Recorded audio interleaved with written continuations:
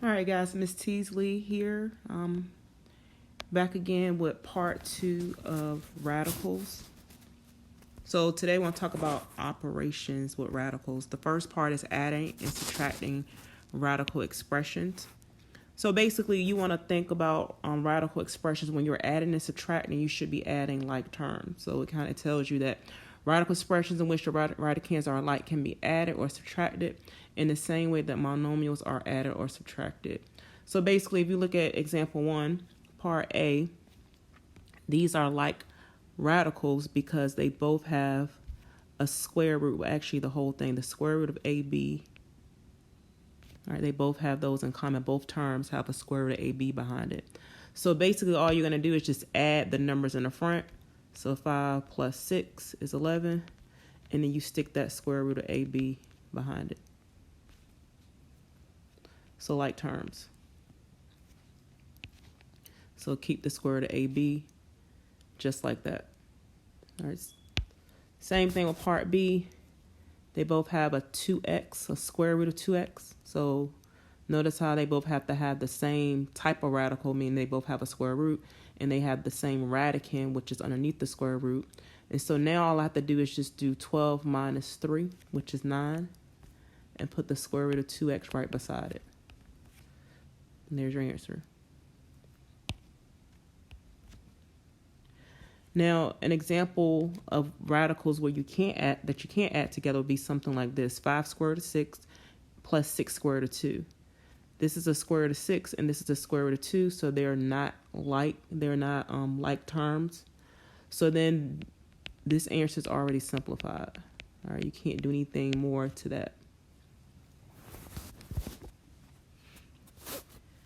When you jump down to something like example 2, so initially I see the radicands, they're all different. I have a 12, 3, and a 27. So initially when I look at this, I said, well, these can't be added together. But before you do that, you want to see if you can simplify them first.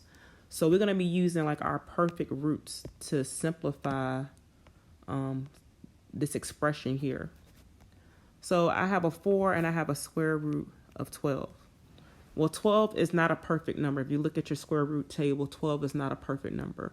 But a number that the closest number to 12 that is a perfect number would be 4. All right, so I can rewrite this 12 using a perfect root of 4 times 3. So I rewrote the 12 using 4 times 3 because if I do that, I have the 4 that's on the outside. I can break apart this. This is the square root of 4 times the square root of 3. Well, what is the square root of 4? The square root of 4 is 2. So this is 4 times 2 times the square root of 3. You can't do anything with that. So this simplified answer is going to be 8 square root of 3. Then I go on with the next part. I have this plus 6 square root of 3. Which is square root of 3, you can't do anything to that. So I'm going to drop that down here and add it beside this 8 square root of 3. Then I need to figure out how to simplify this square root of 27. So I think about the square root of 27. So what number, so it wouldn't be the next number that's close to 27, but what number could I actually use to rewrite 27, a perfect number that I could use to rewrite 27 using multiplication? Well, what I could do is I can use 9 times 3. 9 is a perfect number, and 9 times 3 is 27. So when I rewrite this, I can rewrite this as the square root of 9 times the square root of 3. The square root of 9 is 3. And then you have that square root of 3 behind it. So when I bring that behind this, this is minus square root of 3. All right, so basically I broke down each individual term. Now that they all, if you notice, now that I simplified the radicals, they all have the same radicand behind them. So now all I have to do is just use orders of operation, go from left to right, and add all the numbers in front of the square root. So I have an 8 plus 6 minus 3. All right, 8 plus 6 is 14, minus 3 is 11, and you stick the square root of 3 behind it.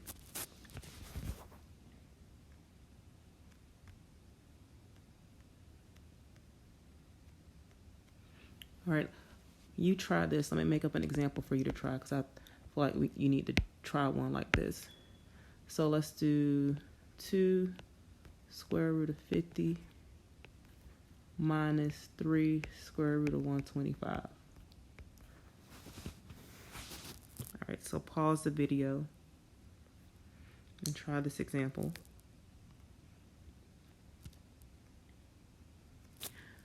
All right, so let's look at this example. So 2 square root of 50 minus 3 square root of 125.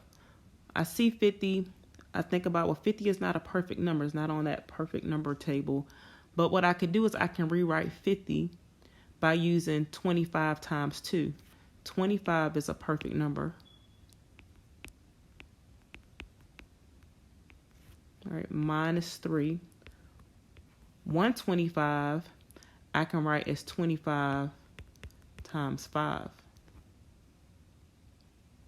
So when I break this apart, I have a 2 times the square root of 25 times the square root of 2 minus 3. I'm breaking apart the square root of 25 times the square root of 5.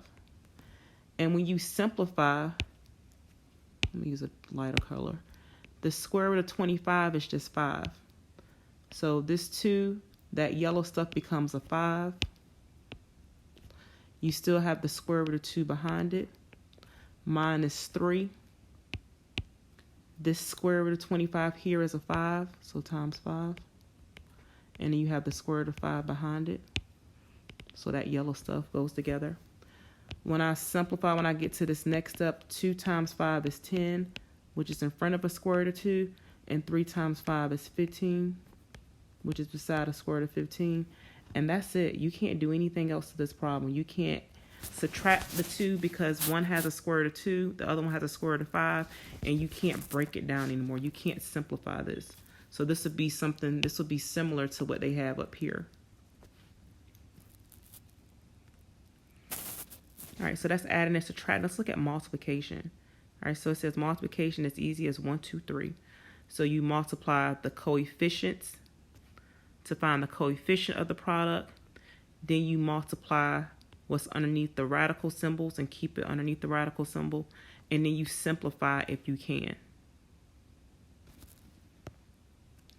So looking at this example here, the coefficients would be 2 and 6. So 2 times 6 is 12. As a matter of fact, let me, 2 times 6 is 12. Oops. Then you come back and you do a square root. And then I multiply 9 times 3 because they're both underneath the square root, which is 27. So I have a 12 square root of 27. Then I say, well, can I break down this 27? And the answer is yes, you can. If you think about 27, you look on your perfect table. All right, so think about your perfect numbers. Which one of those perfect numbers could you divide into 27? Meaning like you can use it and multiply it by something to get 27. So the closest number or the biggest number that you can use would be 9 times 3. So 9 is the perfect number, and 9 times 3 gives you the 27. So if I rewrite this, this is a 12 times the square root of 9 times the square root of 3. So I have my 12. Well, what is the square root of 9? The square root of 9 is 3 times the square root of 3 behind it. 12 times 3 is 36. So my final answer is the 36 times the square root of 3. All right, and you try part B. Just pause the video and try part B.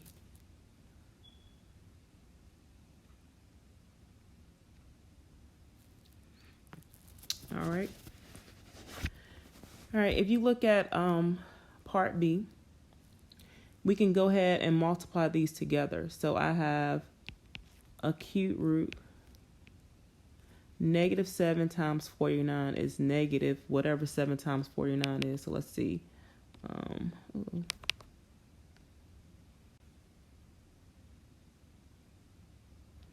So negative 7 times 49 is negative 343.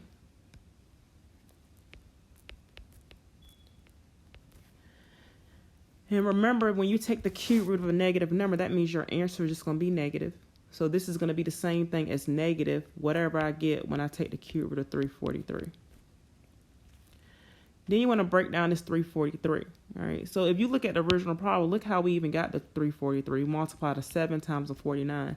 49 is a perfect number. So I'm going to rewrite this problem as negative cube root of 49 times 7. So I can split this apart. So this is the negative cube root of 49 times the cube root of 7. Oh, sorry, this is cube root. What I'm thinking about. This is not square root, this is cube root. Let me go back. All right. Don't make that mistake. This is not square root, this is cube root. All right, so we're talking about cube root. So let's back it up. All right, the cube root of negative 343. So again, cube root of a negative comes out. And then I need to figure out what the cube root of 343 is. So I'm going to look on my table and see if 343, I'm going to look in the cube column and see if it's a special or a perfect number. So if you go to your table, let's see, I got to go way up.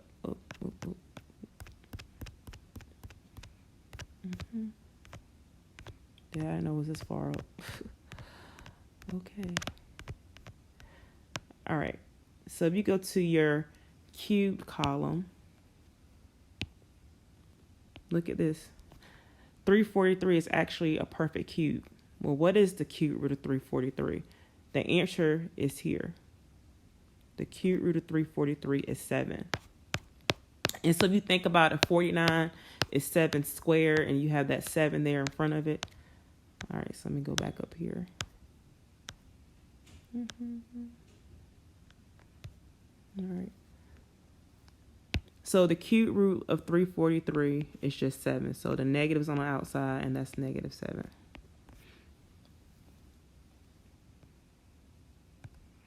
All right, now we'll look at multiplication. So you may be familiar with FOIL, which is basically the distributive property. I want to multiply everything in this parentheses, the second parentheses, by 2. I want to do that first. So I'm going to do 2 times 6,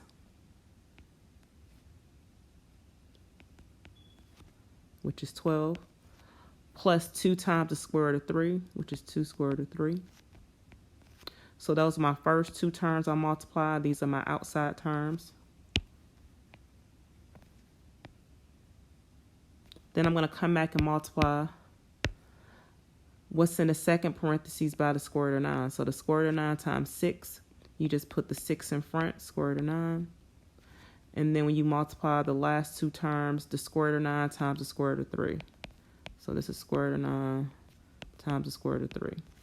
So these were your inside terms, and these are your last 2 terms. So if you're familiar with the FOIL acronym, that's your FOIL, and really it's just distributive property.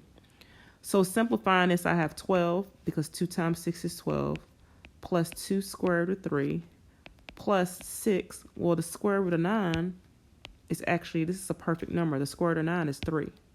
So this becomes 6 times 3. Plus the square root of 9, again, is 3, and you have the square root of 3 beside it.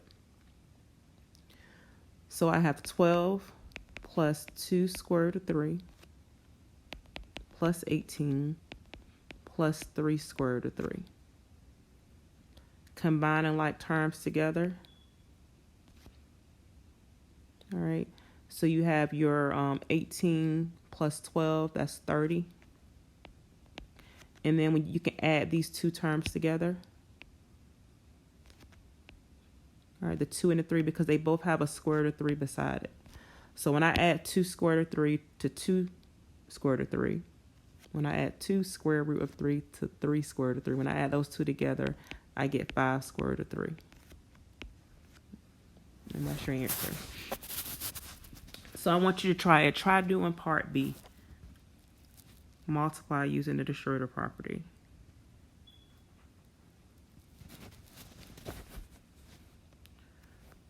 All right, part B. So in part B, part A, I use FOIL. Part B, I'm going to show you how you can use something called the box method. So You may be familiar with the box method. I'm just moving this out the way for now. So I can draw a box. So I draw this box. The box is just a way to help you stay organized. You just choose what method works for you. So the first parentheses I'm going to put along the side, I have a 10, and that's a positive square root of 6. All right, it's positive. Then the second parentheses, I'm going to put across the top, I have a 10, and I have a negative square root of 3. So this is a plus that goes with the square root of 6. We don't normally write the plus, but that's how I split it apart. So the first parentheses is along the sides, and then the second parentheses I wrote across the top. And then you multiply. So the first time you're going to multiply, let me highlight this. I'm going to multiply everything at the top by 10. So I'm going to do that first. So 10 times 10 is 100. Then 10 times negative square root of 3 is just negative 10 square root of 3. Then I come back and I'm going to multiply everything at the top by this positive square root of 6.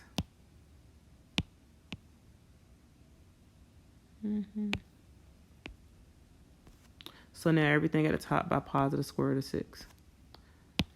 10 times positive square root of 6 is just 10 square root of 6.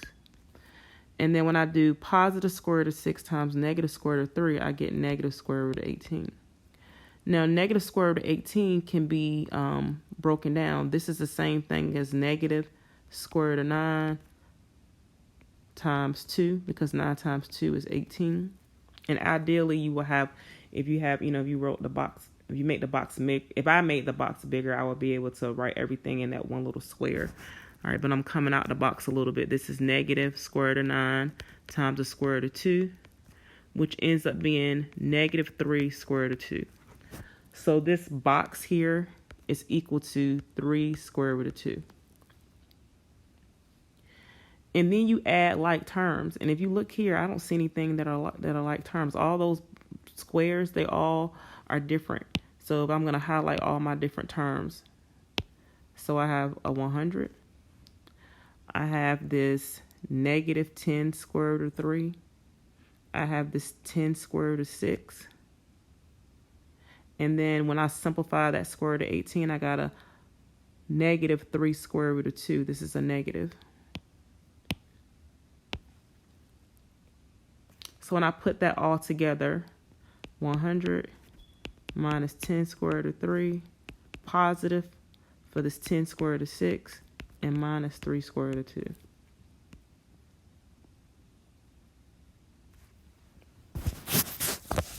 All right, so that was multiplying.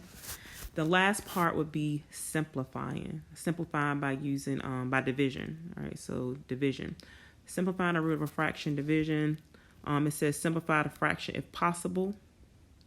Rewrite the fraction using the quotient property. So we talked about that in the last video, where you would just rewrite the fraction by taking the square root of the top and bottom. Simplify, if you can, the top or bottom or both. And if a radical still exists in the denominator, so this is the big deal here. You can't have a square root or any type of radical in the denominator. If you do, you need to multiply the numerator and denominator by that radical or conjugate. All right, we're going to talk about what a conjugate is, and then you want to simplify. So let me make a note. We'll talk about conjugates. All right, so looking at example 5, part A. First thing is, I could separate the square root, but before I do that, I'm going to divide first. So you want to see, can you divide 128 by 8? Well, I can divide 128 by 8. All right, so 8 goes into 12 one time with 4 left over. So 8 goes into 48 16 times. So this is really the square root of 16. And we know the square root of 16 equals 4. So that's your final answer. So I simplified the fraction, and then I took the square root. So I want you to pause the video and try part B. Simplify the fraction and then see if you can simplify it. All right. So now, simplifying this fraction, let's divide. So I have this cube root, and remember your properties of exponents. All right. So I need to figure out, well, how many times can 3 go into 81? All right. 3 can go into 8 twice with 2 left over. So that's 21. So this will be 27. When it comes down to exponents, you subtract. So x to the 5th over x squared becomes x to the 3rd. And then you have a y to the 3rd at the top. There's no y at the bottom, so this is just y to the 3rd. All right, so that's how that simplifies. And then if you look at your chart, I can break this apart. 27 is actually a perfect cube. How nice were they? Perfect numbers. So the cube root of 27 is 3. The cube root of x to the 3rd, remember you divide the exponent by the index. So 3 divided by 3 is 1. Same thing for y. This becomes y to the 1st power. So my final answer is just 3xy. All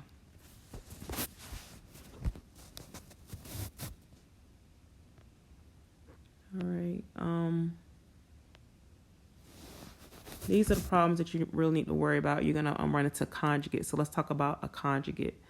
So conjugates would be something like if I have a plus the square root of b, meaning like a and b are numbers, then the conjugate would be a minus the square root of b. So these are conjugates. And when you multiply conjugates, I'm going to show you, you just end up squaring the two. All right. So let's look at this example. So here, the issue is I see this 1 minus square root of 5 in the bottom. The issue is you can't have a square root. So that 1 minus square root of 5, that stuff is together. So anytime you see a plus or minus sign, you can't just break it apart. That means that this stuff right here stays together. So in order for me to get rid of it, I have to get rid of it together as a pair. So to get rid of this, to find the conjugate of this, so the conjugate, just making a note, is you change the sign in the middle.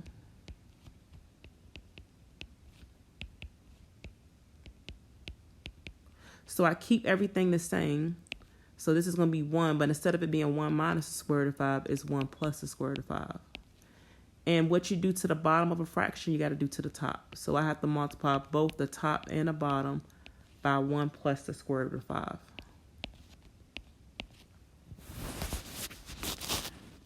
So the top, we're going to have to do what we did earlier. I'm going to put a parentheses here. You can use a box method or FOIL. I'm going to use FOIL. I'm going to do 2 times 1. So that's 2. Then I'm going to do 2 times the square root of 5. So that's 2 square root of 5. Then I come back and multiply everything by the square root of 5. The square root of 5 times 1 is positive 1 square root of 5. And then the square root of 5 times the square root of 5 becomes positive square root of 25. The good thing about conjugates is when you multiply them together, there's a shortcut. So instead of you going through FOIL and multiplying these two parentheses together using FOIL or the box method, the shortcut is just going to be 1 squared. So whatever that first number is squared minus whatever that second number is or term is, and you square it. So you square both. So 1 squared minus always goes in the middle. And then you take the square root and you square that. So when I simplify this, at the top, I have a 2 plus. These two terms here are like terms. So the only thing I have to do is just add the 2 and the 1. That gives me 3 square root of 5. Plus the square root of 25 is actually 5.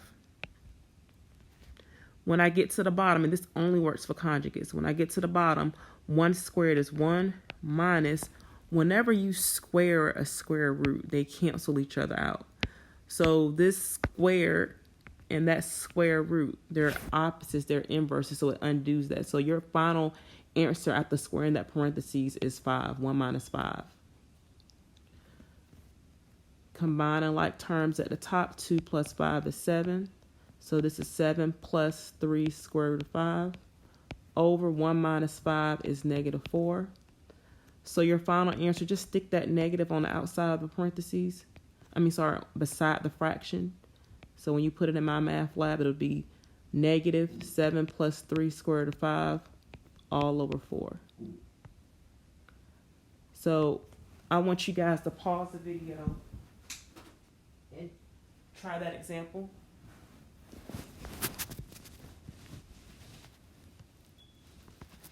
The next example, okay. All right, so looking at part D, I see that I have this radical in the denominator. That's 1 plus square root of 8. So I need to multiply the top and the bottom by the conjugate. So I'm going to multiply the top and the bottom by 1 minus the square root of 8.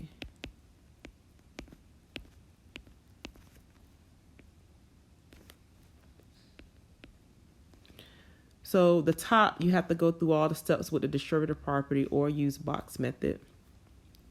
For this one, I'm going to use a box method in case some people like the box method. So let me go ahead and draw me a box. So this is only for the top part. Make it a little bit bigger. So I have a 3 and the square root of 18. And I have a 1 and a square root of a 1 and a negative square root of 8. I'm going straight across, multiplying the top. So this is what I'm multiplying. These two. So I multiply everything at the top here by 3 the first time. So this is 3 times 1, which is 3. And 3 times negative square root of 8 is negative 3 square root of 8. Then I do the same thing for the bottom. I'm going to multiply everything at the top now by square root of 18. So 1 times the square root of 18 is just 1 square root of 18. And then here I have an 18 times an 8. So square root of 18 times negative square root of 8, I need to multiply those two numbers together. So let's see. 8 times 18 is 144. And then inside the boxes, if you can simplify, simplify. So now I have a negative 3. I can rewrite 8 as the square root of 4 times the square root of 2. All right, because 4 times 2 is 8. And the square root of 4 is actually 2. So this is negative 3 times 2 times the square root of 2. So in this box, I have negative 6 square root of 2. So negative 6 square root of 2 is what that box equals. Inside this box down here, the square root of 18 can be written as the square root of 9 times the square root of 2. And the square root of 9 is 3. So this is 3 square root of 2. When I get down here, I have a negative square root of 144. Where negative 144, the square root of negative 144 is... the negative part comes out here, and the square root of 144 is 12. So what I have now are all my final answers in each little box. So you got a 3, you got a negative 12. You want to add like terms.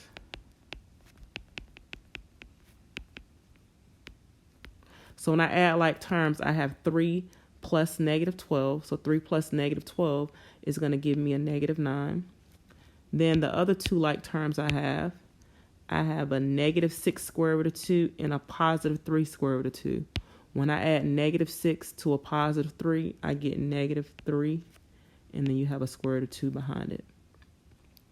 So I love the box because the box, like I said, helps you stay organized. So I already know now the top of my fraction is negative 9 minus 3 square root of 2. Remember when you multiply conjugates, shortcut, whatever's in the parentheses first, you square it, stick a minus sign in the middle, and then you square the last term. So the first term in both parentheses is 1. The second term is square root of 8. You have your minus sign in the middle. So this is negative 9 minus 3 square root of 2. When you square 1 squared is 1, minus, remember when you square a square root, they cancel out. So that's 8. So this is negative 9 minus 3 square root of 2 over negative 7. And again, you can move this negative out to the side.